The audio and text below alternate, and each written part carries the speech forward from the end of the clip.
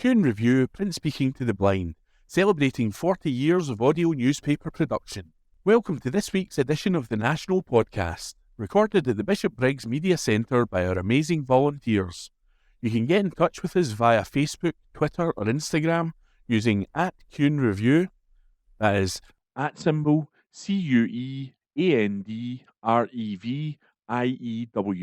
You can also contact us directly by emailing information@cunereview.com. That is INFORMATION@CuandReview.com, or by calling 0141 772 3976.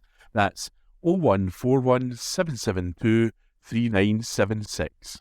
This is from The National on Friday the 22nd of March 2024 from the news section. Donald Trump's Scottish properties could be seized within days. This article is written by Zander Eliads. The two Scottish golf courses owned by former US President Donald Trump could be seized within days after he was found guilty of fraudulently inflating the valuations of his properties in order to dupe banks and lenders. Trump and his two eldest sons were all barred from doing business in New York for 2 to 3 years in a fraud ruling which also saw the Republican presidential candidate ordered to pay a staggering $464 million, that's £363 million. However, Trump's lawyers have said it is a practical impossibility for him to secure a bond for the cash. In the court document reported by Newsweek and filed on Monday, they said, the amount of the judgment, with interest, exceeds $464 million, and very few bonding companies will consider a bond of anything approaching that magnitude. Despite scouring the market, we have been unsuccessful in our efforts to obtain a bond for the judgment amount for defendants for the simple reason that obtaining an appeal bond for $464 million is a practical impossibility under the circumstances presented. If Trump still has not found the money by March the 25th, New York Attorney General Letitia James could begin seizing some of his assets. The properties that could be taken off him include those which had fraudulent and misleading values assigned to them. So which of Donald Trump's properties could be seized? According to a document reported by Newsweek, the properties that could be seized include Trump's famous Mar-a-Lago, Florida estate and Trump Tower in New York. The list also includes both of his Scottish golf courses, Trump International Golf Links Scotland Aberdeen and Trump International Golf Links Scotland Turnberry. In Aberdeen, a US judge found it had been wrongly stated that 2,500 homes had already been built at the Trump property as part of a project associated with the loss-making golf club. However, there was planning permission to build only 500 and no development had taken place. The other Trump properties which could be seized are Trump Park Avenue, New York, 40 Wall Street, New York, 7 Springs, Westchester County, New York, Trump International Hotel and Tower, Las Vegas, Trump National Golf Club, Westchester, Briarcliff Manor, New York, Trump National Golf Club, Charlotte, Mooresville, North Carolina, Trump National Golf Club, Colts Neck, New Jersey, Trump National Golf Club, Washington, D.C., Trump National Golf Club, Hudson Valley, Hopewell Junction, New York, Trump National Golf Club, Jupiter, Florida, Trump National Golf Club, Los Angeles, California, Trump National Golf Club, Philadelphia, New Jersey. Trump has indicated that he plans to appeal the $464 million ruling against him. However, in order to do so, he must deposit the full amount with the court. He has previously said that he may have to hold a fire sale of assets in order to come up with the money, wrongly claiming the deposit rule is a first. Trump wrote on social media, Judge Arthur Engoron wants me to put up the ridiculous fine, I did nothing wrong, in capitals, before I get a chance to appeal his crazed ruling, a first. He went on, Judge Engoron actually wants me to put up hundreds of millions of dollars for the right to appeal his ridiculous decision. Nobody has ever heard of anything like this before. I would be forced to mortgage or sell great assets, perhaps at fire sale prices, and if and when I win the appeal, they would be gone. Does that make sense? Witch hunt, election interference. That article was written by Zander Eliards. This is from The National on Friday the 22nd of March 2024 from the news section. Glasgow City Chambers urged to stop flying Union flag on royal birthdays. This exclusive article is written by Adam Robertson. Scottish Greens councillors in Glasgow have called for the Union flag to no longer be flown on royal birthdays. The current policy sees the Union flag raised over the city chambers on a number of royal birthdays, including those of the Princess of Wales, King Charles III, Queen Camilla and Princess Anne, according to Glasgow City Council's website. The Scottish Greens group are to propose a motion to call for this policy to be dropped and to instead introduce a policy to raise the flag of countries home to cities which Glasgow is twinned with, Councillor Dan Hutchison for the Govan ward told The National. He said he didn't know anybody he could ask who would know when the King's birthday was. I'm a Republican. I always have been a Republican, but I think it's probably fair to say from my perspective that the Queen was probably a bit different, and there was quite a lot of respect for the longevity that she had in the role, he said. The councillor added, but now nobody really cares. Charles has never had a great reputation, and it's not really 21st century Scotland. Our thinking is Glasgow has always tried to be an internationalist city, so we're trying to move back to that rather than the royal stuff I don't think anyone cares about. Glasgow has large diasporas from these countries. Our perspective is then more important than some unelected people that live down in England somewhere, so we should celebrate the people that live here, the people we work with day in, day out, rather than folk that fly in every so often, do very little and live on taxpayer money. Glasgow is currently twinned with the following cities: Turin, Italy, Nuremberg, Germany, Lahore, Pakistan, Mykolaiv, Ukraine, Havana, Cuba, Bethlehem, Palestine, Marseille, France, Dalian, China. It was previously twinned with Rostov-on-Don in Russia, although this was suspended following Putin's invasion of Ukraine. Hutchison further explained that the group will call for a public consultation with the Chinese diaspora in Glasgow on flying their flag, given the country's political climate. He added that the meeting where the motion could be heard will take place next Thursday, although he says it is likely to be low down on the agenda. Hopefully it gets heard then, but you never know in politics. We haven't had any discussions with any other groups about it just yet, though. It's not the first instance of councillors trying to distance their city from the royals, as we told of a similar motion in Edinburgh last year ahead of the coronation. The Greens group in Edinburgh said that the Duke of Edinburgh's title should not be formally recognised by the Scottish capital. That article was written by Adam Robertson. This is from The National on Friday the 22nd of March 2024 From the comments section.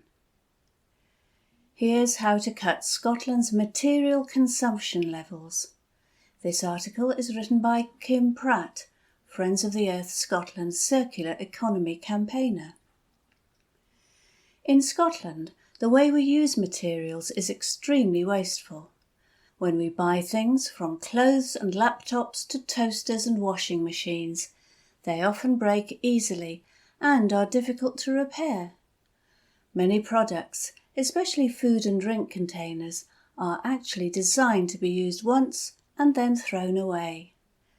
This means everyone buys more and more stuff, which boosts the profits of big businesses, but it's expensive for consumers and a disaster for the planet. The more resources we extract from nature, the more damage we cause to our environment and to the lives of people around the world. The drive to use ever more materials is linked to our growth-obsessed economy. The easiest way for businesses to increase their profits is to sell more, which means the demand for more materials always rises. But this endless demand for more materials is strangely out of line with the Scottish Government's story about carbon emissions. They claim Scotland's carbon emissions are shrinking, but how can this be if our economy keeps growing, fed by ever-increasing material consumption? The answer is that ministers are choosing to ignore an increasingly large part of our carbon footprint. Only carbon which is emitted in Scotland counts towards the Scottish Government's official climate targets. Emissions from imported products are excluded. This climate blind spot now accounts for over half of Scotland's carbon footprint. Scotland's desire for more material is still contributing to the global problem, even if that pollution is recorded in another country's climate stats. This offshoring trend is seen across many of the key materials we use in our economy, not just the ones we buy as consumers. Steel, which is essential for infrastructure projects from bridges to buildings and wind turbines, is a clear example of this. When the Ravenscraig steel mill closed in 1992, it wiped 3.5 million tonnes of carbon off Scotland's carbon balance sheets. But Scotland's demand for steel didn't stop. In fact, it has grown. Today, we import all the steel we need, with much less control over the production process. The good news is that there is a way to fix this blind spot. The Scottish Government can create a new target, in line with our existing climate commitments, that will reduce the impact of our consumption. This week, the Scottish Parliament will have an opportunity to support fairer and more sustainable material use when it votes on a new circular economy law. Our current approach to materials is described as a linear economy, where we take resources from nature, use them briefly, and then dispose of them, usually in landfill or incinerator. The target would drive the Scottish Government to introduce policies to minimise material use and ensure the products we buy will last longer. By encouraging more reuse and repair, we can learn new skills and help people save money on the things they buy.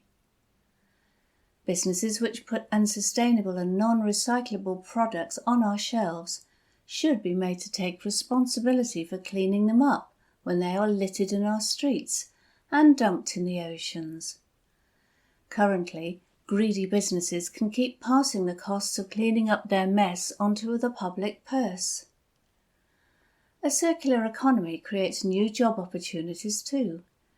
Building one steel recycling plant in Scotland could create 650 jobs and add £400 million to the Scottish economy.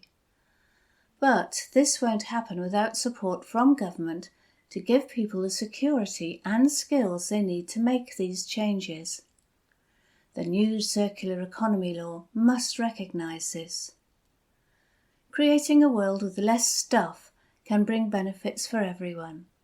It means the things we buy are better made and are easier to fix, as well as cutting carbon emissions and creating jobs. But we must act now before the whole world turns into one big rubbish dump. Ignoring how much our imports damage the planet doesn't stop it happening. Scotland's new circular economy law is the first step towards a fairer and more sustainable future, but this will only happen if it is honest about all the impacts of our consumption, including imports. That article was written by Kim Pratt, Friends of the Earth Scotland Circular Economy campaigner. This is from The National on Friday the 22nd of March 2024, from the news section. Scotland's cities rise in world rankings of top financial centres. This article is written by Laura Pollock. 2 Scottish cities have both risen in the world rankings of financial centres, according to new figures released. Scotland's financial services industry continues to compete on the global stage as Glasgow jumped up 9 places to 42nd, whilst Edinburgh moved up 1 place to 33rd in the Global Financial Centres Index. The index, which measures the competitiveness of financial centres around the world, is based on several indices in combination with a regular questionnaire of senior industry figures from across the world. Financial and related professional services are the largest contributor to the Scottish economy, adding around £14.3 billion gross value-added GVA annually. The industry directly employs around 136,000 people, with many thousands more in the supply chain, and with salaries a third higher than the average wage in Scotland. S&P figures have said the new rankings show that Scotland's financial services industry continues to thrive, with 2 cities ranked in the top 50 worldwide. A recent new growth sector strategy launched with Scottish financial industry aims to double assets under management in Scotland's financial services sector to £1 trillion by 2030. Minister for Business, Trade, Tourism and Enterprise, Ivan McKee, said the figures confirm Scotland as a global leader in financial services. He added, "The impressive rankings are testament to the work and engagement of businesses and organisations across Glasgow and Edinburgh, and the wider financial services industry. The recently launched Financial Services Growth Strategy highlighted key milestones and goals for measuring our growth within Scotland, and this index forms part of these measures. Therefore, it is great news to see that both Glasgow and Edinburgh are firmly competing on the global stage and helping support our own well-being economy and focus on economic growth." That article was written by Laura Pollock. This is from The National on Friday the 22nd of March 2024, from the Culture section. Stone of Destiny to be reunited with fragment held by SNP. This article is written by Aaron Burns-Lees. A fragment of the Stone of Destiny, in possession by the SNP, is said to be reunited with the rest of the stone at the new Perth Museum. Scottish Government papers reveal that in 2008 the fragment of the stone was gifted to the SNP by John McCormick's son, Professor Sir Neil McCormick, and it has subsequently been safely housed in SNP HQ. In light of this information, MP for Perth and North Perthshire wrote to Mary Foote, SNP Chief Executive, to request for the fragment to be given to the new Perth Museum. The SNP National Executive Committee, NEC, has since agreed for it to be passed to the keepers of the regalia, with a request for it to be reunited with the rest of the stone at Perth Museum.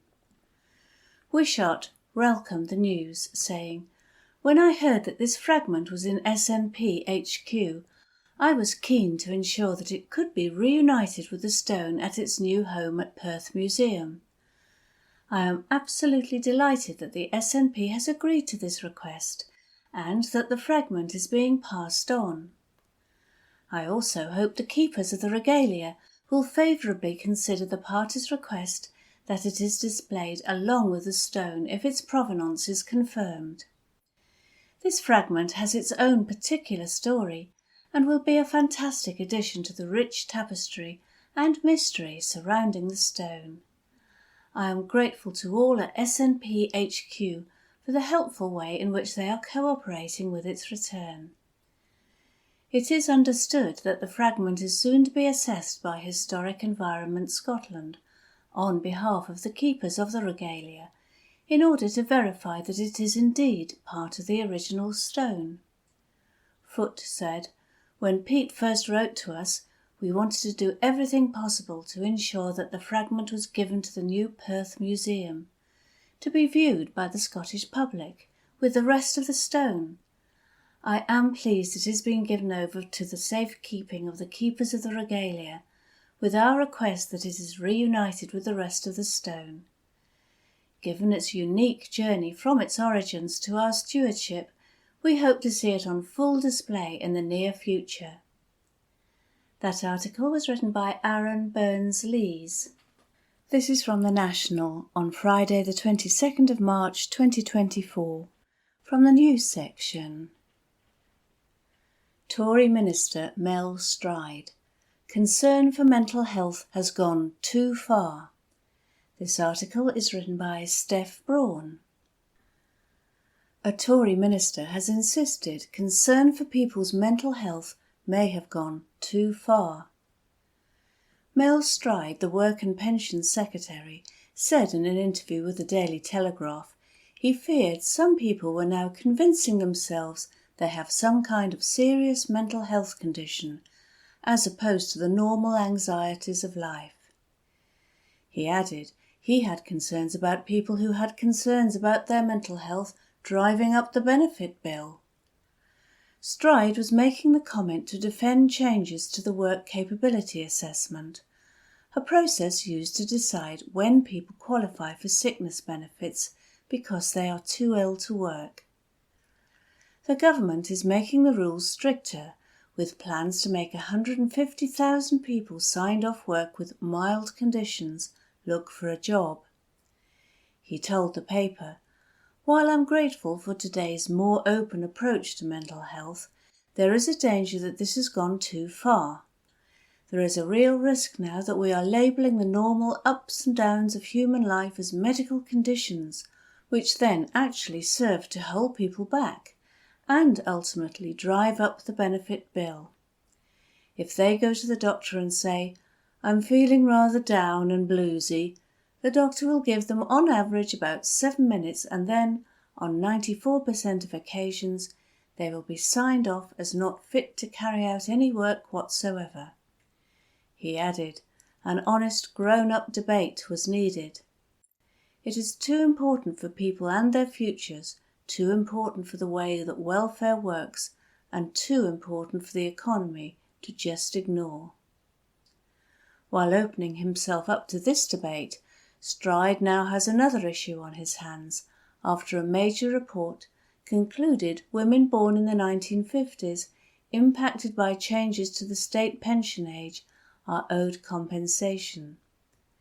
The Parliamentary and Health Service Ombudsman said the Department for Work and Pensions has clearly indicated it will refuse to comply with the recommendation, and Parliament has subsequently been asked to intervene and ensure a compensation scheme is set up. The DWP has also been told to apologise for its failings. That article was written by Steph Braun. This is from The National on Monday, 25th March 2024. From the news section. Grangemouth oil refinery to close despite posting £100 million profit. By Xander Elliards. Scotland's only oil refinery, which is set to close with the loss of hundreds of jobs, has posted record profits of more than £100 million, prompting renewed calls for action to save it. The Herald first reported that Petronas Manufacturing Scotland Limited, which owns and operates the oil refinery in Grangemouth, posted pre-tax annual profits of £107.4 million. The result was a huge turnaround from the £50.5 million loss posted the year before and has led to calls for government intervention. Alba MP Kenny McCaskill, whose party has been running a campaign aimed at saving the Grangemouth refinery, said, "North Sea oil is and has been pivotal to the UK economy. It's perverse that Scotland's oil should be refined elsewhere and that Scotland's industrial base is trashed whilst the UK Treasury coins in the cash.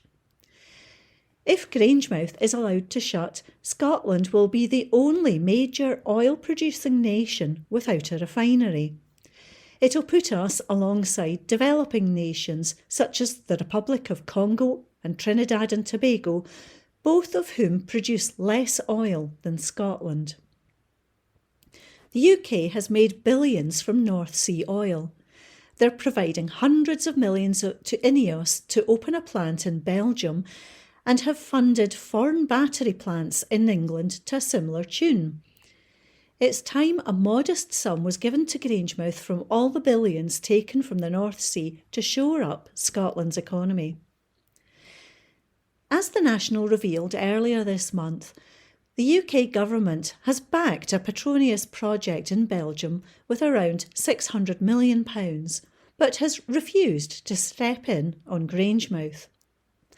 Reacting to news of the £107 million in profits, Green MSP Mark Ruskell said it was yet another massive slap in the face for workers in Grangemouth. Workers and their families in the Forth Valley and across Fife have given decades of their lives to the Grangemouth plant, and now, whilst the corporate giants are turning over huge profits, they are turning their backs on the communities who built them, he added. Owners Petronas announced the refinery will operate as normal until at least spring 2025.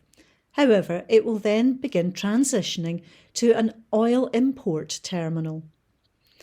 In 2023, Scottish Energy Secretary Mary McCallan insisted that ministers were only told of the plans to close Grangemouth's oil refinery at the same time as workers and the UK government. Sharon Graham, the General Secretary of Unite, which represents many of the refinery workers, said at the time, "Grangemouth workers are angry over the failure by the Scottish and UK governments to bring forward any proposals that support their livelihoods."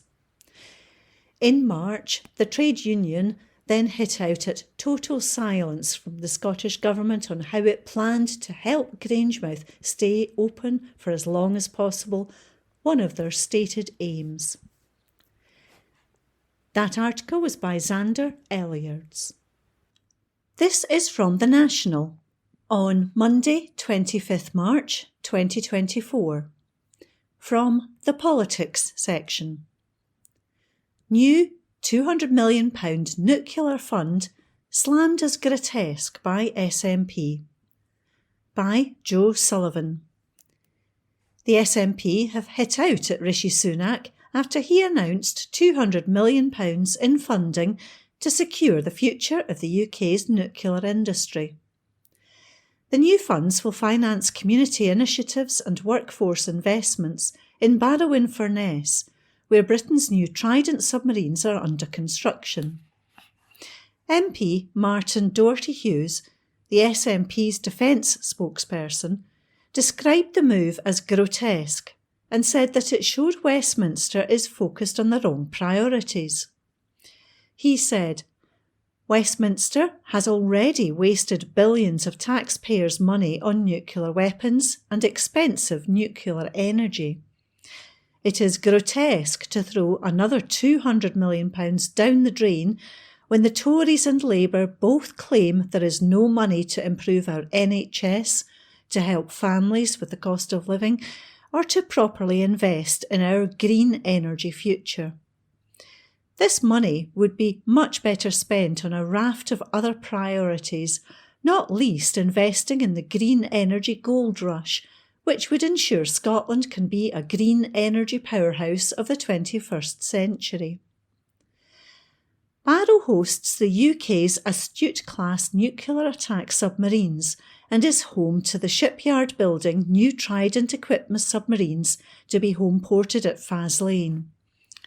It is hoped that the investment will see 8,000 jobs created in the nuclear sector, helping to meet a target of 40,000 new roles in the field by 2030. Sunak has committed a further £900 million in funding for the community over the next 5 years.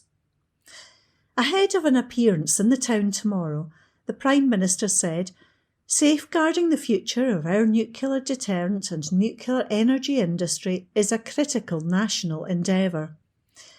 In a more dangerous and contested world, the UK's continuous at-sea nuclear deterrent is more vital than ever.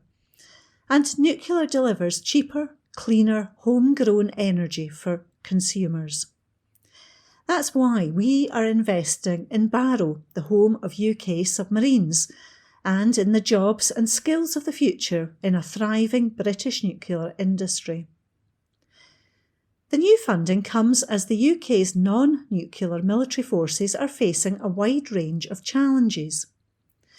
Several former commanders raised worries last month by suggesting the UK should reintroduce conscription amidst a slump in recruitment. Poor funding is also causing difficulty for the forces, with 2 Tory ministers recently insisting that defence spending be increased. Defence Secretary Grant Shapps has said he wants a bigger budget and called for military spending to be increased to 3% of GDP, in line with the UK's commitments to NATO. There was no new money for defence in the spring budget, with Chancellor Jeremy Hunt saying, "Our spending will rise to 2.5% of GDP as soon as economic conditions allow," but not detailing how that would happen. Doherty Hughes said, "The urgent priority is more money for conventional defence and for our armed forces who are underpaid and under-resourced." With both Sunak and Starmer focused on the wrong priorities, it is only the SNP standing up for Scotland's interests and Scotland's values. That article is by Joe Sullivan.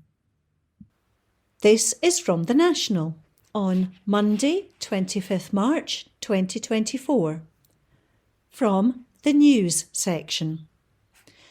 When do clocks go forward, UK?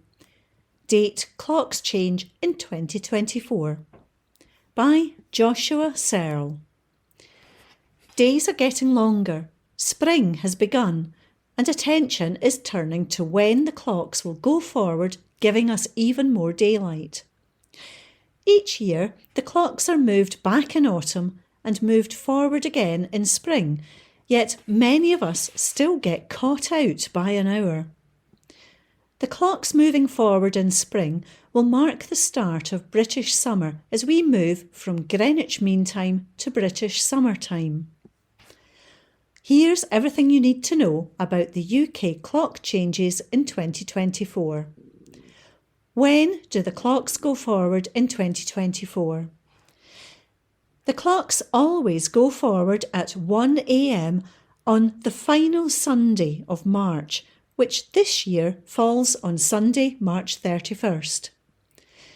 The reason for the time is to cause limited disruption to schools and businesses.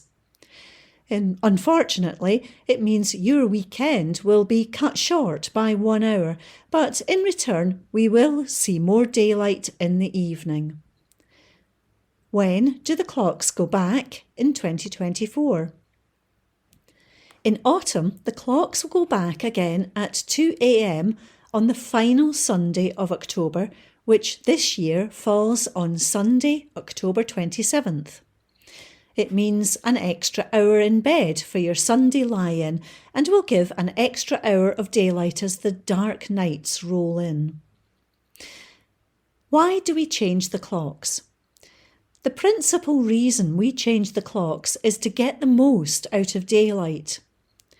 The first clock change was introduced by the German government in 1916 and during the First World War as a means of saving energy.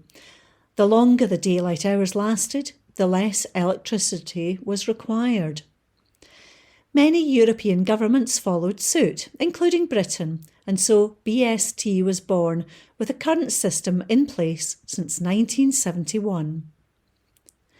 That article was by Joshua Searle. The National, recorded on Wednesday 27th of March 2024. The Culture Section. Ewan McGregor, I'm Scottish Wherever I Am in the World, by James Walker, multimedia journalist. Trainspotting star Ewan McGregor has said that people from Scotland still tell him to remember where I come from, but insisted that nobody needs to. The Star Wars actor, 52, who was born in Perthshire, said he is Scottish wherever I am in the world. Speaking to the Radio Times, he said, I left Scotland at 17 to go to drama school in London. I haven't lived in Britain since 2008. I've been living in the States. It was hard to leave Scotland, he added. There's a sense you're turning your back. People in Scotland to this day tell me to remember where I come from. I know where I come from. I don't need anybody to remind me. It's this feeling of you're not Scottish enough. I'm Scottish wherever I am in the world. I'm always Scottish. McGregor, who's starring in the upcoming Paramount Plus TV series A Gentleman in Moscow alongside his second wife, Mary Elizabeth Winstead, spoke about the importance of using an intimacy coordinator on set. The actor plays Alexander Rostov in the historical fiction drama about a Russian aristocrat who is spared from death and put under house arrest while the Bolshevik Revolution plays out. Winstead, 39, who's known for playing Ramona Flowers in Scott Pilgrim vs. the World, portrays Anna Urbanova, who seduces Alexander. McGregor said, We did have an intimacy coordinator.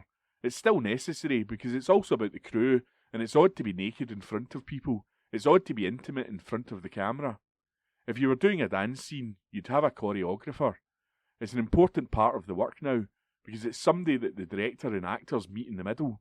The Scottish actor also appeared alongside American actress Winstead in the TV series Fargo. McGregor and Winstead welcomed a child together in 2021 and get married in 2022. Prior to this, he was married to production designer Eve Mavrakis for more than 2 decades. By James Walker, The National, recorded on Monday 25th of March 2024, The Culture Section. Exclusive interview, Scottish actor Paul Higgins on the 10 Things That Changed His Life, by Adam Robertson, multimedia journalist. The National spoke with Scottish actor Paul Higgins ahead of the premiere of his new play, This Is Memorial Device. More information on tickets can be found at lyceum.org.uk. 1. Going to a seminary. I went to junior seminary when I was 12, training to be a missionary priest. That was a kind of boarding school in Coatbridge, not far from Wishaw where I grew up. But we lived there almost all the time. It was an Italian order, so I was sort of partly raised by all these Italian guys from a very different culture. I had a great time, I have to say, though obviously I didn't become a priest. When I realised that I couldn't do celibacy and wasn't sure about God, all the things you need to be sure about, I was still reluctant to leave because I had such good friends there. You hear horror stories about seminaries, but I'd never heard of any about that one. That was a place we didn't watch TV, we held things in common, and didn't really have possessions. We had time for meditation.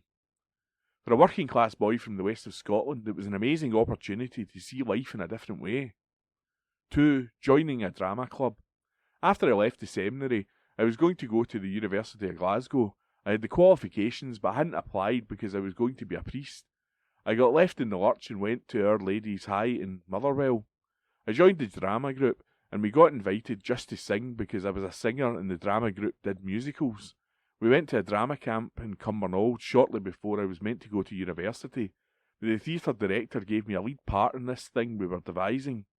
I'd never thought of myself as an actor, not for 1 second, but he gave me the lead part and asked why I was going to university. I didn't really have an answer other than everybody being proud. So I took a year out and auditioned for drama schools and got into Central in London, and that was a massive moment in my life. 3. Living in London.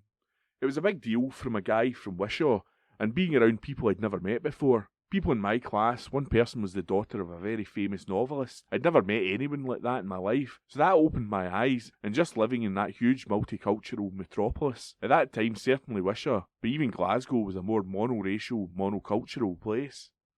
4. Going to a cattle market. I went to research a job in Mechanic Macross in Ireland, and there was a cattle market there. Funnily enough, I'd grown up next to a cattle market. Cows used to come down our street with a field at one end and the market at the other. There'd be cow S*** all over the road. In Carrick Macross, I'd be about 27. I had a look at this market for something to do, and the cows were being unloaded from trucks and these boys were sitting in the wall. One of them had a massive long cane. His job was just to batter very casually and without animosity the cows until they get up. I went back to my digs and the only thing for dinner was beef stew. I couldn't stomach it, and I haven't eaten meat since that night, and that was 35 years ago or something like that. I thought it was for one night only, but I'd never touched it since. 5. Stopping smoking. I was a chain smoker and a heavy drinker, but when I met my wife I decided to stop. I used to smoke about 50 a day. I once smoked 80 in a day, so I stopped that and started running pretty much at the same time. I've been running ever since and not smoking ever since, and it was one of the best things I ever did was to stop killing myself. 6. Mike Alfreds. He's a theatre director, an American guy that lives in London. I didn't meet him until I was 30-something, in my early 30s anyway. I didn't really understand acting. He's written a couple of influential books. One is called Different Every Night, but it was like 3 years of drama school in 1 month's rehearsal. He completely changed my approach to acting and what it's for and how it's done. To this day I'm influenced by his ideas. I worked with him a couple of times, but he's been very influential to a lot of people, guys like Mark Rylance. He was a hard taskmaster. He annoyed people. He wouldn't be upset by that. He knows he upsets people, but he taught me that it's not about what your character is feeling, which you get obsessed with as an actor. They're internal. They don't communicate to an audience. If you think of what your character's feeling, make your character do. So still thinking about them, but taking it to the next level and asking what they make you do or try to do. When you're trying to do something with someone else on stage, that's transmittable to the audience. It's not about your internal workings, it's something you're putting out into the world. 7. Writing. I always wanted to be a writer, but didn't believe in it somehow. I went to therapy for a while and started writing, trying to understand my dad, really. A play came out of that, Nobody Will Ever Forgive Us, for the National Theatre of Scotland. I got over that hump of wanting to be a writer to managing to sit down and be able to finish something and see it produced. It was a great production, the director did a great job with the cast, and I've kept writing since then. It stayed with me. 8. The Thick of It. I absolutely loved doing The Thick of It. I didn't do it for that long. I think I joined for the second 3, which were then shown as a series of 6, but they were made as 2 batches of 3. I did a couple of hour-long specials which I really enjoyed because there was more scope for the characters and did the film in the loop. I had a great time doing it. I loved that process where you shoot a lot of material and they sort it out for you. 9. Stopping drinking and becoming vegan. This book called Eating Animals by Jonathan Safran Foer turned me vegan pretty much overnight. I've been vegan for 14 years and I'm an ambassador for the Vegan Society. I've been a trustee of the Vegan Society as well, so that's a big thing in my life. I also stopped drinking just past 6 years ago. I was very reliant on alcohol to relax, to socialise. Every occasion was one for alcohol, but stopping was one of the best things I ever did. 10. This is Memorial Device. We did this play 2 years ago at the Edinburgh Festival. I was doing another play and I got given the book This is Memorial Device. I hadn't read it, but it was sent to me. It's set in Airdrie at a time when I was young or younger than I am now. We set up a meeting with Graham Ito, who is directing and adapted David Keenan's amazing novel. I didn't know how he could make it a one-man show. I should say it's not really one man because there's taped interviews, but there's only one actor in the flesh. Graham did a fantastic job of adapting. I loved doing it and the audience responded well. It's very funny and unusual in what it tries to do. It's entertaining and it's funny, but you go on a journey with it that takes you to unexpected places, including me, and I'm trying to take the audience with me. It's so good to be involved in something so engaging and entertaining, but demanding as well, and to find that audiences really responded to it is fantastic. To have another chance to do this, not just in Edinburgh but also in Glasgow, Aberdeen and London, is a dream. By Adam Robertson. From the National, Tuesday the 26th of March, from the comment section. The cost of Westminster cuts will be clear to Scotland's electorate. By Karen Adam, MSP, columnist. During my engagement with constituents, whether through my office or out on doorsteps, doing my street surgeries as the MSP or chapping up folk to canvass in my activist role, I've come across a recurring theme which underpins much of our political discourse. It centres on the differing of responsibilities among UK, Scottish and local governments, and a confusion which significantly affects how policies are perceived and how grievances are directed. Often it is the complexity of cash flow and jurisdiction between these layers of governance which has stood out as an area desperately needing clarity. I've listened to constituents rightly voice concerns over local issues, from educational adjustments to local social care provisions, not realising the varied areas of decision making that controls these services even within local devolution. A stark illustration of this has been complaints to my office regarding the decision by the Conservative/Liberal Democrat-led council in Aberdeenshire which, in a move marked by a lack of foresight and consultation, chose to deprioritise critical services for some of our most vulnerable citizens. The cutting of speech and language services in educational settings is a devastating blow for some of our additional support needs children. Such decisions not only display an alarming disconnect from the needs of our communities, but also highlight the lack of foresight in decision making when the leader of the council said she doesn't understand all the workings of the council. It's not just damaging, it's quite frankly dangerous. The uproar over overnight closures of the minor injuries unit in Peterhead is another prime example. While the Tory MP David Dogood expressed outrage in the press, it was, in fact, Tory councillors who voted for the closure, starkly contrasting with the position of our SNP councillors, one of whom is Westminster SNP candidate Seamus Logan, who stood firmly against it. Blaming the Scottish Government for his own party colleague's decision seems disingenuous from Dogood. This disconnect and the lack of transparent communication betray a deeper issue within our political fabric. The advantages some take of an electorate unsure of who is responsible for what. If we look at the political chess game that governs our public finances, there's a dissonance between the austerity imposed by Labour politicians at UK level, and then the criticism directed at Scotland when the unavoidable cuts and adjustments are made here. It's a bit like being handed a half-empty toolkit and then being criticised for not building the full furniture set. The truth is, the financial constraints placed on Scotland by decisions made in Westminster have tangible impacts, especially when it comes to public services and welfare provisions. What we must get across to the electorate is that despite these constraints, Scotland has taken a different approach, focusing on protecting the most vulnerable in our society. In the face of ongoing austerity, we've launched initiatives such as the Scottish Child Payment, increasing spending on carers, distributed baby boxes to new parents and mitigated the bedroom tax. We've upheld the sanctity of free prescriptions in education, recognising these not as luxuries but as fundamental rights. These aren't just policies, they're lifelines for those in the fringes, a testament to government that chooses compassion over cuts. However, maintaining this level of support and protection against a backdrop of tightening budgets is an uphill battle. Each financial year becomes a juggling act of priorities, with the Scottish Government straining to cushion the blow of UK level decisions. It's a precarious position, balancing fiscal responsibility while striving to uphold social welfare commitments. The prospect of change with a new Labour government at the UK level has been met with a lingering concern, as it seems to be more of the same under a different banner.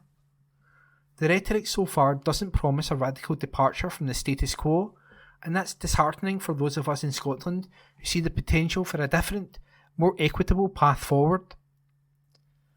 Another short-sighted, and dare I say cynically vote-grabbing, policy of tax cuts exacerbates the challenges of funding public services. They can lead to a vicious cycle where reduced services necessitate further cuts or privatisation, undermining the quality and accessibility of the essential public services. This approach also shifts the burden disproportionately onto lower and middle income families who rely more on public services. This is being done in full knowledge of the struggle our NHS is facing. 14 years of austerity in the pursuit of tax cuts by the UK government have significantly affected the Scottish Government's budget and, by extension, local government budgets. The direct link between austerity measures, reduced block grant funding and the constrained ability of local governments to provide services highlights a critical challenge. As Scotland handles these fiscal pressures, the emphasis must be on protecting public services, which are vital to the well-being of its citizens and the health of its economy. It's an election year, mostly filled with debates around Scotland's constitutional future, but it becomes increasingly vital to shine a light on government's spheres and responsibilities and foster a well-informed electorate. The path to empowerment and informed decision-making lies in understanding the structures that shape our daily lives, from local councils to Westminster and Holyrood. Council elections and our councillors are vital to how our services are delivered and prioritised. Our commitment, then, must be to ensure when Scots step into the voting booth, they do so armed with the knowledge of not just who they are voting for, but also what. It is through this understanding that we can foster a political landscape led by accountability and transparency. The stark reality is that if Scotland remains tethered to the fiscal policies and priorities set in Westminster, our ability to chart our own course, especially in areas crucial to social welfare and economic justice, remains limited. It reinforces the argument that gaining full control over our financial decisions through independence isn't just a matter of national democracy. It's becoming increasingly vital for safeguarding the well-being of our citizens. And that was a comment piece by Karen Adam, MSP. From the National, Tuesday the 26th of March, from the news section. Former Scottish Labour councillor jailed for paedophilia offences. Report by Tristan Stewart Robertson. A pervert former Scottish Labour councillor who hoarded hundreds of indecent images of children has been jailed. Craig Edward, 34, resigned as an independent councillor for Clydebank Central a month after pleading guilty to 3 sex crimes. He returned to Dumbarton Sheriff Court for sentencing on March 26th from his home in Calne, Wiltshire, England, having fled from Scotland. The court previously heard Edward's iPhone 10 was found with 599 still images and 93 videos of children, some as young as a baby. He had a child PVG certificate at the time. He had 69 still images at the most serious category A. Of the videos, 67 were the most serious, with one showing an alarmed and distressed baby. Police found 55 contacts in a group in the app Telegram, and Edward initiated conversation with the word trade 15 times. 6 contacts participated in the trade of images. Officers are investigating the contacts. In February, he pleaded guilty to possession of indecent photographs or pseudo-photographs of children at an address in Crown Avenue and elsewhere on various occasions between March the 6th, 2016 and September the 26th, 2022. He also took or permitted to be taken or made indecent photos or pseudo-photos of children during the same period. And on various occasions between September the 20th, 2022 and September the 22nd, 2022, he distributed or showed indecent photos or pseudo-photos of children. During the period of his crimes, Edward was an SNP activist and tried to stand as councillor for the party before quitting for Labour. He was elected as a Labour councillor for Clydebank Central in May 2022 and removed from the party after he was arrested that September. Fellow Labour councillors had filed a motion to West Dumbartonshire Council calling for him to resign just before he quit with immediate effect earlier this month. In court today, he was jailed for 28 months. Edward was placed on a sexual harm prevention order for 5 years and placed on the sex offenders register for 10 years. Sheriff William Gallagher said the descriptions of the images plumb the depths of depravity and abuse. Edward showed zero emotion when handed the sentence. An NSPCC Scotland spokesperson said, "As a loyal councillor, Edward held a position of trust within the community, yet, at home, he was downloading and creating horrendous images of child abuse. These crimes are far from victimless. By viewing and sharing illegal images of children, Edward has fueled demand in such material which can impact children for the rest of their lives. We hope the outcome of this demonstrates nobody is immune from the law, regardless of the position they hold in society.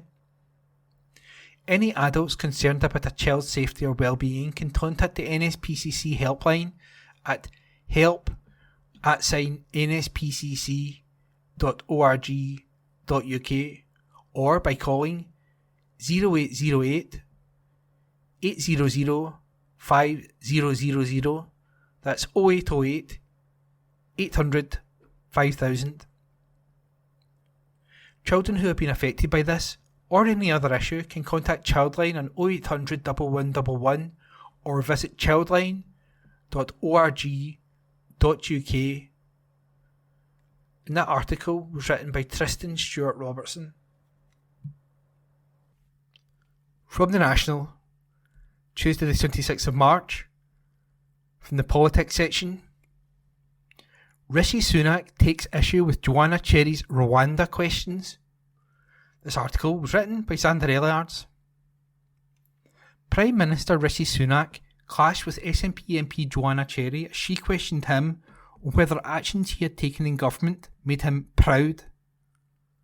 The Tory leader attempted to suggest that Cherry was using rhetoric which would put MPs in danger after she pushed him on why his party had been whipped against preventing Afghans who have supported the UK armed forces being sent to Rwanda. First, appearing as part of Westminster's liaison committee in her capacity as chair of the Human Rights Committee, Cherry asked Sunak, "The interim Prime Minister of Pakistan has referred to the UK's Rwanda policy in defence of his country's decision to expel from Pakistan hundreds of thousands of Afghans who fled from the Taliban regime. Are you proud that he used your Rwanda policy to justify doing that?"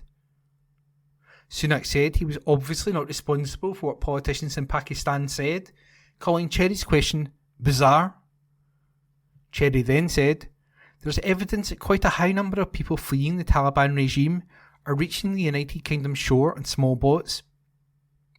Are you proud that your members of parliament were whipped against voting for an amendment that would have prevented Afghans who had aided or supported His Majesty's armed forces in Afghanistan from being sent to Rwanda?" Sunak responded, "I really disagree with that characterisation. Given we've just had all these debates in Parliament about Opposition Day debates and what they do to MPs and intimidation, I actually think characterising like that is deeply unhelpful." The Prime Minister's reference was to an SNP Opposition Day debate which saw Speaker Lindsay Hoyle ignore official advice, change parliamentary rules and allow a Labour motion to be debated.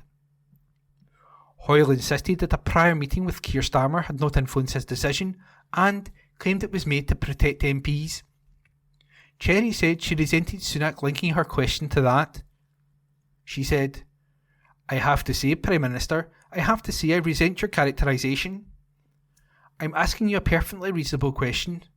There are people coming to our shores who have previously aided and abetted our armed forces in Afghanistan, and you whipped your MPs against an amendment which would have prevented them from being deported to Rwanda. I'm asking you whether you are proud of that." Sunak responded, "We have a very clear obligation to make sure that we support those who aided us in Afghanistan, and we are delivering on that. We have multiple different schemes which I've discussed in this committee in the past, 3 strands of them. Those schemes are operating and bringing thousands of Afghans safely to the UK in a way which is sustainable and where we can provide them with the appropriate support they need when they are here." Elsewhere at the committee hearing, Sunak refused to comment on former Prime Minister Liz Truss's claims about a deep state, words which are widely seen to be part of far-right conspiracy theories. Sunak would only say the comments were a question for Truss, quipping that he would not tell MPs if he were part of the deep state. And that article was written by Xander Elliards and read by me, Ian McKenna. From the National, Tuesday the 26th of March, from the politics section. Tory minister resigns from UK government in blow to Rishi Sunak. By Xander Elliards. A Tory minister has resigned from Rishi Sunak's government. Robert Halfon unexpectedly quit as an education minister on Tuesday. In a letter to the Prime Minister, he said, "I believe that across the country there is a quiet admiration for your work ethic, integrity and ability to solve complex problems faced by our country. I look forward to continuing to wholeheartedly support you from the backbenches in the weeks and months ahead at the upcoming election and, of course, to spending my remaining time as an MP championing Harlow." The news comes as James Heppey confirmed his resignation as Armed Forces Minister, saying he has loved every minute in the role. The Tory MP for Wales posted on Twitter/X, "I loved every minute as Minister of AF in this incredible department. Our armed forces and MOD civil servants are the very best of us. Representing them in Parliament and around the world over the last 4.5 years has been an amazing privilege." The two resignations mean Sunak will have to hold a mini reshuffle of his ministers over Easter, with recess beginning on Tuesday. In the article is by Xander Elliards. The National Politics on Wednesday the 27th of March. The First Minister is hailed as the leader Scotland needs after 1 year as the SNP chief. An article written by Xander Elliards. Humza Yousaf is today marking 1 year since he became SNP leader. The First Minister, who will mark his official anniversary as the head of the Scottish Government on Friday, was praised by his depute in the SNP for being the leader Scotland needs. Keith Brown said, "Where we see other party leaders hiding when things get tough, the First Minister has stood up with courage and integrity when it has mattered most, not least in leading calls for an immediate ceasefire in Gaza. That's the leadership Scotland needs, and that's the leadership we see in Humza Yousaf. And together we will achieve the future that Scotland needs as an independent country." However, unionist parties have leapt on the opportunity to criticise Mr Yousaf. Scottish Labour Group leader Anna Sawa pointed to the loss of the Rutherglen and Hamilton West by-election and the defection of 2 elected members, Ash Regan MSP to the Alba Party and MP Lisa Cameron to the Conservatives, as well as MP Angus MacNeil leaving the party. Scottish Tory leader Douglas Ross highlighted more than 100 instances of what he claimed were failures during Mr Yousaf's time in office, including missing A&E waiting times targets, the publication of new independence white papers, and the country's economy. Mr Sawa said, "After a year in post, it's clear to see that Humza Yousaf is a weak leader who is out of his depth and leading a chaotic and divided government that is not delivering for Scotland. Every sector of our public services is now weaker thanks to Humza Yousaf's SNP." Mr Ross said, "Humza Yousaf's first year as SNP leader has been nothing short of a disaster for him, his party, and most importantly the people of Scotland. It's a tale of independence obsession, abject failures and broken promises, of a First Minister out of his depth and unable to control his feuding, scandal-ridden party."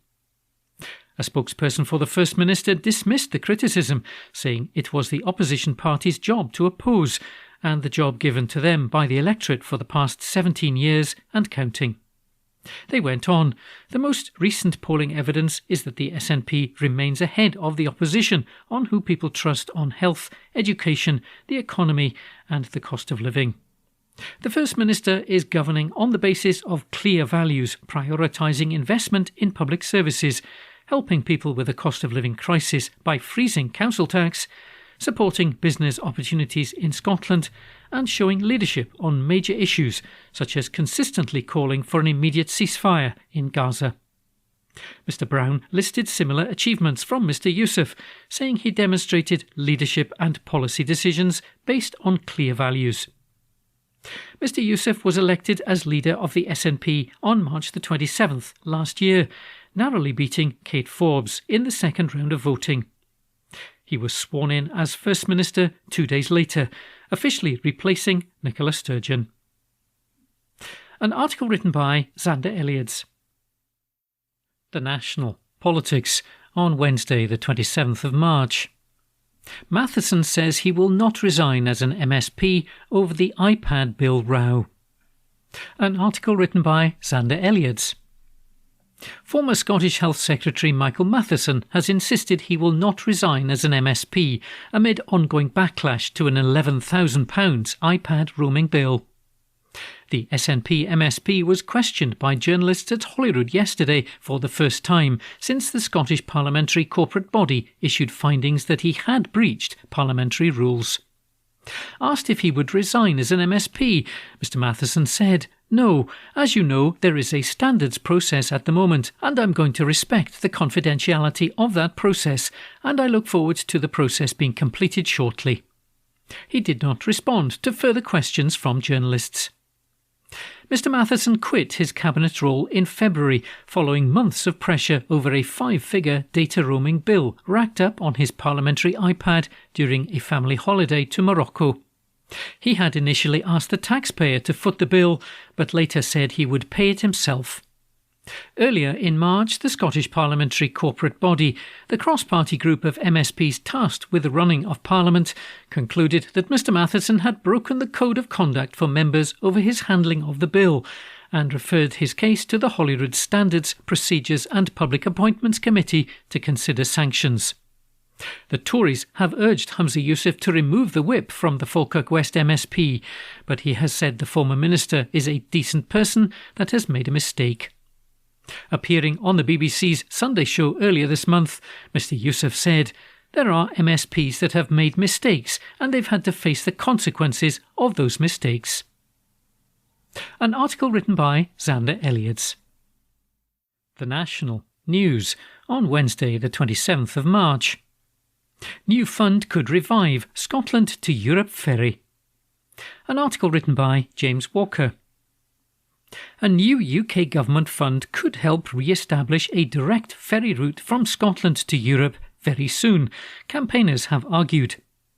SNP MP Douglas Chapman has written to Levelling Up Secretary Michael Gove and the Chief Executive of Forth Greenport to encourage them to help with a ferry route's application for funding via the UK government's £150 million Investment Opportunity Fund.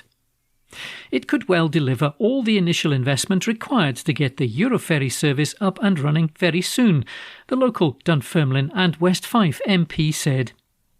It came after plans to launch the route in May this year were put on hold due to a lack of financial support from the Scottish and UK governments. In January, Derek Sloan, the shipping expert behind the project to restore the route, told The National that considerable progress had been made, but warned that plans won't take off without backing from either Westminster or Holyrood. Ferry operator DFDS said at the time that the lack of backing made the business case for the route less viable. The FDS added at the time, however, that they still remain firm in our belief that the route can operate on a sustainable financial basis. Mr Chapman said that the awarding of this UK government funding would offer a strong signal to the market as well as to DFDS that would reduce risk while freight and passenger numbers are being built up. He said the demand for an efficient and regular direct ferry route into Europe from Rosyth remains buoyant, and meeting this need for both freight and passengers has been our driving force since the campaign started. While Scottish Government funds are limited, we are at the start of a new financial year and we'll keep pressing them for what is a relatively small amount of support, some of which could be provided in kind. Our attention, however, is now focused on the recently announced £150 million Investment Opportunity Fund, which the Forth Greenport could access and submit an application for in the coming months. An article written by James Walker. The National on Wednesday the 27th of March. Opinion. Michael Gove's mistake is nothing but Tory corruption. The Real Scottish Politics, an article written by the Wee Ginger Doug. Michael Gove has been a very naughty boy. The Community Secretary has apologised after failing to register VIP hospitality he enjoyed at 3 football matches between 2020 and 2022. The Cabinet Minister had been under investigation by the Parliamentary Standards Commissioner after The Guardian revealed that he had failed to disclose the VIP hospitality he and his son had been provided by Queen's Park Rangers Football Club and had not registered the gifts on the MP's Register of Interests, as he had been obliged to do by Commons rules. In a report published on Monday, Standards Commissioner Daniel Greenberg found that Mr Gove had breached Commons rules by failing to declare the hospitality within 28 days. The failure relates to 3 separate occasions. He said it was an oversight, but this was a repeated breach, not a one-off incident. Try 3 oversights with the Department of Work and Pensions as a benefits claimant and see where that gets you. The DWP won't just accept your profuse apology and move on. You'd face significant and harsh sanctions. These are the draconian rules that Mr Gove and his colleagues impose on others, but they won't accept facing similarly harsh sanctions when they break the rules themselves. But move along now. Mr Gove has apologised. There's nothing to see here. It was an easy mistake to make, and as Mr Gove himself remarked after Tory mega-donor Frank Hester apologised for making racist and misogynist remarks about Diane Abbott and wishing for her to be shot, we should show some Christian forgiveness. Mr Gove clearly hopes that we will all empathise with him and do the same. After all, who among us has not had multiple free VIP trips to the football, thanks to a man we personally recommended for a massive PPE deal, and then forgotten to mention it, despite clearly knowing the rules? It's just a little oopsie, not governmental corruption at all. When you get so much free stuff, it's easy to have numerous oversights.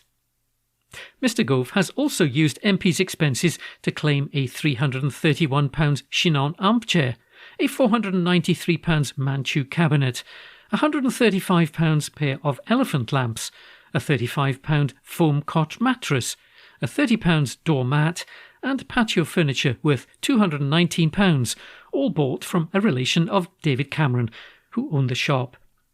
When caught out, Mr Gove simply repaid the money and continued on untroubled in his career. He's used to free stuff. We should sympathise with Michael and his memory lapses. Cocaine will do that to you. His unfortunate oversight is certainly not something warranting serious sanctions, not like a benefits claimant who missed their appointment at the job centre because the privatised bus failed to turn up. They need to face severe consequences, and not like a Scottish Government minister whose teenage son ran up an £11,000 roaming charge bill watching football matches on an iPad, a bill which was fully paid back.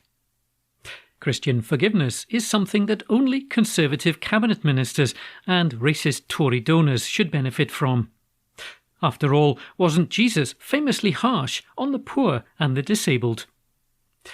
And now Rishi Sunak's woes are continuing. Tory MP Scott Benton has stood down as MP for Blackpool South with immediate effect after being found to have breached parliamentary lobbying rules on numerous occasions. Mr Benton had had the Tory whip removed after he was found to have offered to reporters who were posing as investors that he would lobby ministers in return for payments. A subsequent parliamentary investigation concluded that Mr Benton had breached lobbying rules and recommended a 35-day suspension from the House of Commons.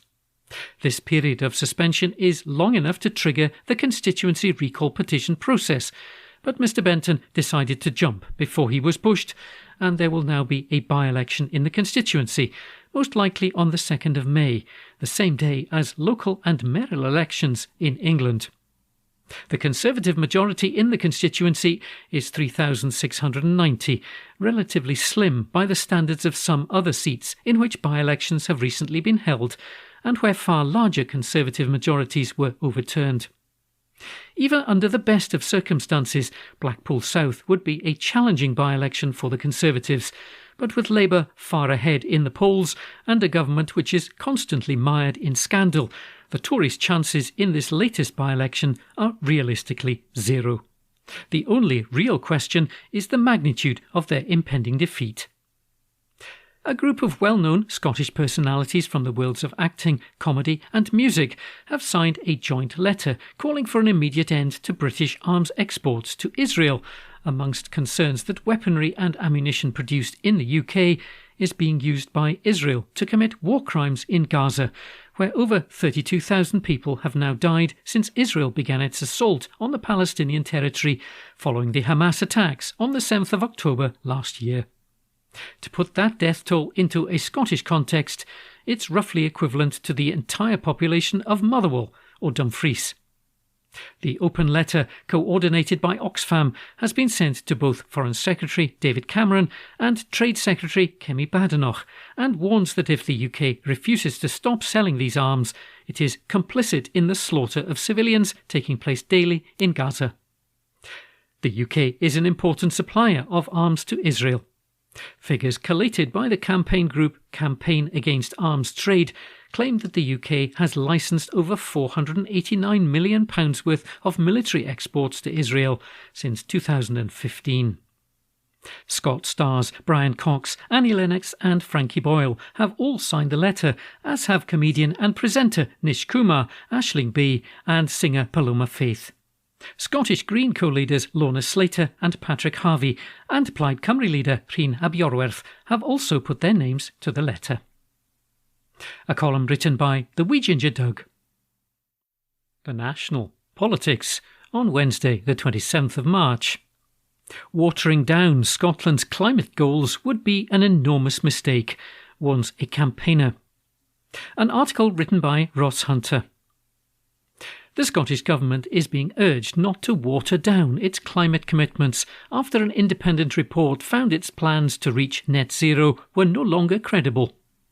Last week, the UK's climate watchdog, the Climate Change Committee, said Scotland's goal of cutting harmful emissions by 75% by 2030 would require a large acceleration of reductions in most sectors. As such, it deemed the plans beyond what is credible and said there remained no comprehensive delivery strategy for meeting future emissions targets. Speaking at a briefing event organised by Scottish Environment Link and Stop Climate Chaos Scotland on Wednesday morning, the former director of Friends of the Earth Scotland, Dr Richard Dixon, warned ministers against weakening the country's climate ambitions in the wake of the Climate Change Committee's report. Scotland wants to be seen as a leader on climate change. Setting ambitious targets is important, but a lack of action is now undermining the government's legal targets and its international credibility, he said. With the world's climate now changing even faster than scientists predicted, this is a time where we need greater leadership and higher levels of ambition. Those in public life who argue that it is too hard to decarbonise are out of step with public opinion and ignorant of the scientific reality. We are already starting to suffer the impacts of climate change, but if we act, we can still avoid the worst consequences.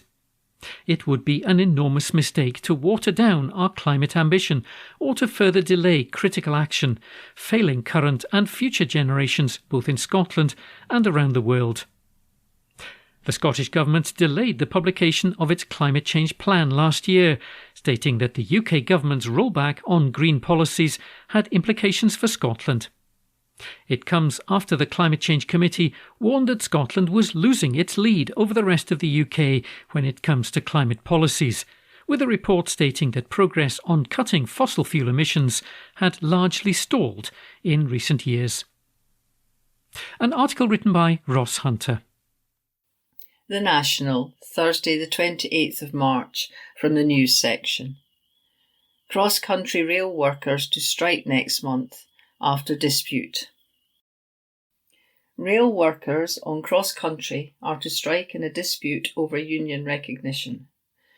The Rail, Maritime and Transport Union, or RMT, said around 800 of its members would walk out on Saturday, April the 13th.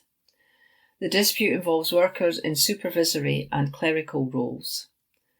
The RMT said it had been excluded from talks on pay and policy issues. Mike Lynch, RMT General Secretary, said, "Cross Country's refusal to guarantee our representation of members in negotiations is a disgrace and will not be tolerated. Bosses cannot dictate who RMT members are represented by or be allowed to rip up long-standing agreements. Therefore, our whole membership in cross-country will take strike action on April the 13th, and our industrial campaign will continue until we reach a resolution. Cross Country, owned by Arriva, has run trains through Scotland, England and Wales since 2007. That was an article by James Walker.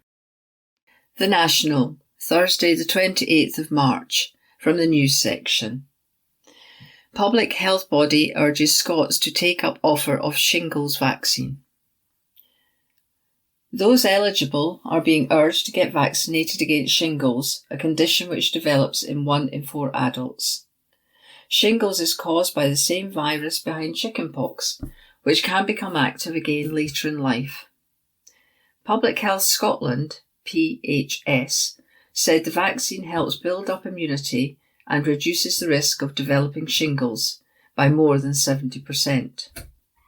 It said this is especially important for older people, as the virus is more likely to become active again among that group and can also be more painful. Since January, local health boards in Scotland have been writing to all those currently eligible to invite them to come forward for their free shingles vaccination. Dr. Sam Gebru-Hewitt, PHS Head of Immunisation and Vaccination, visited the Eddlewood Vaccination Centre in the NHS Lanarkshire Health Board area on Tuesday to highlight the importance of the vaccination programme. He said, around 400 people aged 70 and over are hospitalised due to shingles-related complications every year in Scotland. The shingles vaccine is a safe and effective way of reducing the likelihood of getting shingles. I am pleased to join NHS Lanarkshire's vaccination team at Eddlewood today and see people come forward for the shingles vaccine, which will protect them from getting shingles and associated complications. As well as reducing your risk of getting shingles, taking up the offer of the vaccine reduces your risk of experiencing long-term pain and being hospitalised. Public Health Scotland continues to work closely with all health boards to ensure as many people as possible receive their shingles vaccine and protect themselves from shingles and its complications, such as post-herpetic neuralgia, where nerve pain lasts for several months after the shingles rash is gone. Those eligible include people who are aged 65 or 70 on September 2023, excluding people who were aged 66 to 69 on this date. Also eligible are 71 to 79-year-olds who were not previously vaccinated, and those aged 50 or over who are about to start immunosuppressive therapy or have a severely weakened immune system. It is also available to those 18 or over who have received a stem cell transplant or have had CAR-T therapy. PHS said 1 in 4 adults develop shingles, and 1 in 5 people with shingles go on to develop longer-lasting pain. Toby Tobias, vaccination manager at NHS Lanarkshire, said, shingles is caused by the same virus that causes chickenpox, and it can lie inactive after you recover from the chickenpox. The virus can become active again in later life when you have a weakened immune system due to age, stress, or other illnesses. The shingles vaccine helps reduce the risk of shingles developing, and if you do develop it, the vaccine reduces how serious the symptoms will be. Getting your vaccine when invited is the best way to help protect yourself against shingles. The main symptom of shingles is pain followed by a rash. This was an article by Ross Hunter. The National, Thursday the 28th of March, from the news section. Glasgow Bridge to be demolished over Easter weekend. A Glasgow bridge will be demolished over the Easter weekend. Network Rail will pull down the bridge deck over the railway at Shields Road and clear the debris from the track. Teams will then focus on preparing for construction of the new bridge deck, which promises to better serve the community. For public safety, the temporary footbridge over the railway will be closed during demolition. Work will take place between 6 a.m. on Saturday, March the 30th and 6 a.m. on Sunday, March the 31st. Diversions will be put in place for pedestrians and cyclists in the meantime. The fastest route on roads will be via St Andrews Road, Maxwell Road, Eglinton Street, Kilburney Street, West Street, Scotland Street and vice versa, taking around 30 minutes to walk or 5 to 10 minutes to cycle. Laura Craig, Network Rail's project manager for the bridge work, said, "Demolishing the bridge deck at Shields Road is a significant milestone for the project, and with it removed, we can focus on building the new bridge, which will better serve the community." Unfortunately, the footbridge cannot be used during part of the demolition weekend. We know this is inconvenient for those living and working in the area, but is the only way that the work can be delivered safely and efficiently. We will be working continuously from Friday night until Monday morning to complete this vital piece of engineering work. Engineers will remove the overhead line equipment that powers electric trains before the demolition begins, and will reconnect them in a new position when work is complete. Materials that will be used in the construction of the new bridge deck will then be moved into position ahead of its installation later in the year. The work at Shields Road is part of a £12.6 million package of engineering works taking place across Scotland's railway over the Easter bank holiday weekend. This was an article by Kirsty Feerick. The National, Thursday the 28th of March, from the news section. SNP deny claim that they are moving out of headquarters in Edinburgh. The SNP are not relocating from their headquarters in Edinburgh, the National can confirm. It comes after rumours started by Wings Over Scotland blog, which claimed on social media that the party was doing a bunk from their fancy offices in Edinburgh. In a blog post published on Tuesday, entitled Moving Out, the website's Stuart Campbell highlighted a listing for office space with commercial property agents FT Linden. The listing was for the third floor of Gordon Lamb House at Jackson's Close in the Scottish capital, which is the office space used by the SNP and is listed as their address on their website. Campbell wrote, "It's a little surprising that they're suddenly doing a flip now. We wonder if there might be a downsizing in the offing." The Wings Over Scotland blog pointed to reports from August 2021 that said the SNP had spent more than £670,000 on furnishing, computer equipment and software development in the past year. It added, "We have no idea where they are now, or going in the near future, but we doubt it will be somewhere ritzier." In brackets, maybe Police Scotland have some slightly used blue tents available or will let them move into a camper van, close brackets. The blog post was shared on social media, with Alba MP Neil Hanvey writing, "Well, this is interesting." However, the SNP and letting agents have both confirmed to the National that the party will not be leaving the headquarters. In a flat denial, a party source told this paper that the SNP had moved into the office in Gordon Lamb House in 2009 and would continue to work from it with no plans to relocate. The National was further told that it was standard practice for letting agents to list commercial space ahead of a lease expiring, in case new occupants needed to be found. It is understood that the SNP's lease expires in 2 months. However, it was confirmed by FT Linden that the current tenant, the SNP, has reached a verbal agreement on terms to extend the lease, and that will be finalised by solicitors.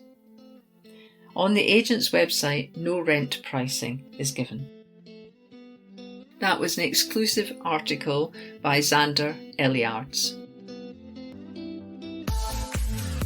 That concludes this week's edition of the National Podcast.